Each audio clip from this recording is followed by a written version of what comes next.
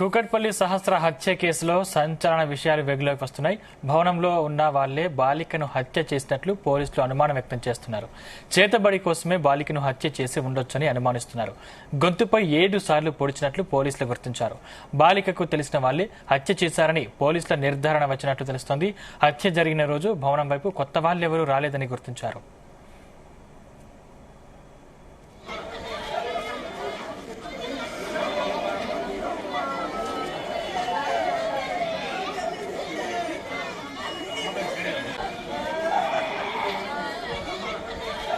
సహస్ర హత్య కేసులో సంచలన విషయాలు వెలుగులోకి వస్తున్నాయి.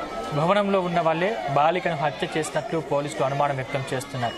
చేతబడి కోసమే బాలికను హత్య చేసి ఉండొచ్చని అనుమానిస్తున్నారు. గొంతుపై 7 సార్లు పొడిచినట్లు పోలీసులు గుర్తించారు.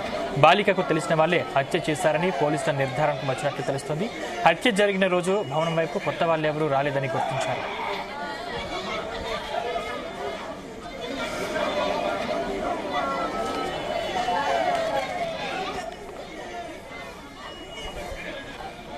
రైట్, ఇదే అంశానికి సంబంధించిన మరిన్ని పూర్తి డీటెయిల్స్ మా క్రైమ్ బ్యూరో చీఫ్ రవితేజ అందిస్తారు. రవితేజ, కుకట్పల్లి మైనర్ బాలిక హత్య కేసులో దర్యాప్తుని పోలీసులు వేగవంతం చేసినట్టుగా సమాచారం అందుతోంది.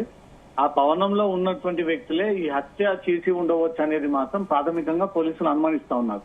ఎందుకంటే ఆ పరిసర ప్రాంతాల్లో హత్య జరిగినప్పుడు ఎవరు కూడా కొత్త వాళ్ళు బిల్డింగ్ లోకి రాకపోవడము, బిల్డింగ్ లో నుంచి బయటికి వెళ్ళకపోయేసరికి ఆ బిల్డింగ్ లోనే ఉన్నటువంటి సంజీవరావుపై అనుమానం వ్యక్తం చేస్తూ సంజీవరావుని మరో 2 అదుపులోకి తీసుకున్న తర్వాత పోలీసులు అన్ని కోణాల్లో విచారణ జరిపి ఆ భవనంలో ఉన్నటువంటి వ్యక్తులే తల్లిదండ్రులు లేనటువంటి ఒక సమయాన్ని వెళ్లి ఈ పాప పైన ఈ కత్తితో దాడికి పాల్పడ్డారనేది కూడా ప్రాథమికంగా పోలీసులు ఈ అంశం పైన కొన్ని అనుమానాలు వ్యక్తం చేస్తా ఉన్నారు.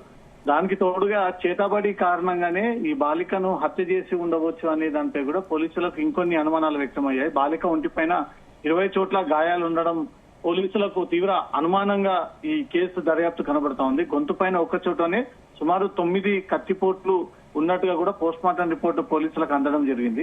బాలికకు తెలిసిన వాళ్లే హత్య చేసి ఉంటారనేది మాత్రం పక్కాగా పోలీసులు ఒక నిర్ధారణకు వచ్చినట్టుగా తెలుస్తా ఉంది. బాలికకు తల్లిదండ్రులకు పరిచయం ఉన్నటువంటి వాళ్లే ఈ హత్య చేసి ఉంటారనేది కూడా వివిధ కోణంలో వీరందరినీ ఒకరొకరిగా పిలిపించి అపార్ట్మెంట్ లో ఎవరెవరు నివాసం ఉంటున్నారు, ఎప్పుడెప్పుడుగా నివాసం ఉంటున్నారు, ఈ తల్లిదండ్రులు వెళ్లిన తర్వాత పాప ఉంటున్నటువంటి ఆ మైనర్ బాలిక ఇంట్లోకి ఎవరెవరు వెళ్లారనే దానిపై కూడా వరుసగా వివరాలను కూడా సేకరిస్తా ఉన్నారు. ఉదయం నుంచి మధ్యాహ్నం వరకు కొత్త వాళ్ళు ఇంటి వైపుగా ఎవరు వచ్చారు అనే ఒక ఆనవాళ్ళను కూడా సేకరిస్తా ఉన్నారు. భవనంలో కుటుంబ సభ్యులు ఎవరో ఒకరు బాలికను హత్య చేశారంటూ కూడా ప్రాథమికంగా ఈ అంశం వెలుగులోకి వచ్చింది. దాని గల కారణాలు ఏంటి అనే దానిపై మాత్రం పోలీసులు 2 కోణాల్లో దర్యాప్తు చేస్తా ఉన్నారు. ఒకటి చేతబడి సంబంధించినటువంటి టాపిక్ ఒకటైతే, దోపిడీ దొంగతనం కోసం వెళ్లడంతో జరిగినటువంటి హత్య అనేది కూడా ఈ 2 కోణాల్లో ఈ కేసుని దర్యాప్తు జరుపుతా ఉన్నారు. సందీప్, అంటే పోలీసులు లేకపోతే కుటుంబ సభ్యులు కానీ ఎవరి మీదనైనా అనుమానం వ్యక్తం చేస్తున్నారు రవితేజ? ఆ అపార్ట్మెంట్ లో ఉండేటువంటి వ్యక్తులే ఈ తల్లిదండ్రులకు బాలికకు వెరీ క్లోజ్ గా ఉన్నటువంటి వారే, రెగ్యులర్ గా మాట్లాడుతున్నటువంటి వ్యక్తులే ఈ హత్యకు పాల్పడ్డారు అనేది కూడా పోలీసు అనాలిసిస్ చేసి బయట వ్యక్తులు ఎవరు రానప్పటికీ పాప హత్య ఎట్లకు గురైంది అనే దానిపై కూడా వివరాలు సేకరించేటువంటి భాగంలోగా తాను అపార్ట్మెంట్ లో ఉన్నటువంటి వాసులే ఈ పాపని హత్య చేశారు అనేది మాత్రం క్లియర్ కట్ గా పోలీసులకు ఒక నిర్ధారణకు రావడం జరిగింది. అది దేనికోసం చేశారు, ఎవరు చేశారు అనే దానిపై మాత్రం పూర్తి స్థాయిన విచారణ జరుపుతా ఉన్నారు. ఈ మైనర్ బాలిక ఒంటి మీద 20 చోట్ల గాయాలు ఉండడము, మెడ భాగంలోనే 10కి పైగా ఈ గాయాలు ఉండడాన్ని చూస్తా ఉంటుంటే పక్కా ప్లాన్ ప్రకారంగా ఇంట్లో కత్తి ఎక్కడ ఉంటుంది, కిచెన్ ఎక్కడ ఉంటుందని తెలిసినటువంటి వ్యక్తులే లోపలికి వెళ్లి ఆ కత్తి సహాయంతో ఈ బాలికను హత్య చేశారు అనేది కూడా పోలీసులకు కొన్ని ఎవిడెన్స్ అయితే లభించాయి. ఆ అపార్ట్మెంట్ లో ఉంటున్నటువంటి వారిని మాత్రం 3 అదుపులోకి తీసుకున్నటువంటి పోలీసులు ఆ 3 పైన విడివిడిగా విచారణ చేపడుతూ వీళ్ళ ఇన్వాల్వ్మెంట్ ఎంత మేరకు ఉంది, దీంట్లో ఎందుకు చంపాల్సి వచ్చింది అంటూ కూడా వివరాలను కూడా సేకరిస్తా ఉన్నారు. అంటే ఇప్పటివరకు ఒక్క అనుమానితునైనా పోలీసులు అరెస్ట్ చేశారా? సంజీవరావు అనే అపార్ట్మెంట్ లో ఉన్నటువంటి వ్యక్తిని, అదే అపార్ట్మెంట్ లో ఇరుగు పొరుగు ఉన్నటువంటి మరో ఫ్లాట్ కి చెందినటువంటి 2 జెంట్స్ ని పోలీసులు అదుపులోకి తీసుకున్నారు. అపార్ట్మెంట్ లో ఎవరు బయటి వ్యక్తులు రాలేరు అనేది కూడా సీసీ ఫుటేజ్ లో క్లియర్ గా ఆ టైం కనబడతా ఉంది. కాబట్టి ఈ అపార్ట్మెంట్ లో ఉన్నటువంటి వ్యక్తులే ఈ హత్య చేసి ఉండవచ్చు.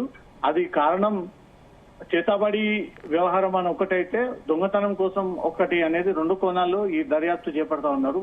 చేతబడి చేయడం కోసమే ఆ పాపను చంపి వీరు చేతబడి చేసి ఉండవచ్చు అనే దానిపై కూడా పోలీసుల కొన్ని అనుమానాలు వ్యక్తం అవుతా ఉన్నాయి.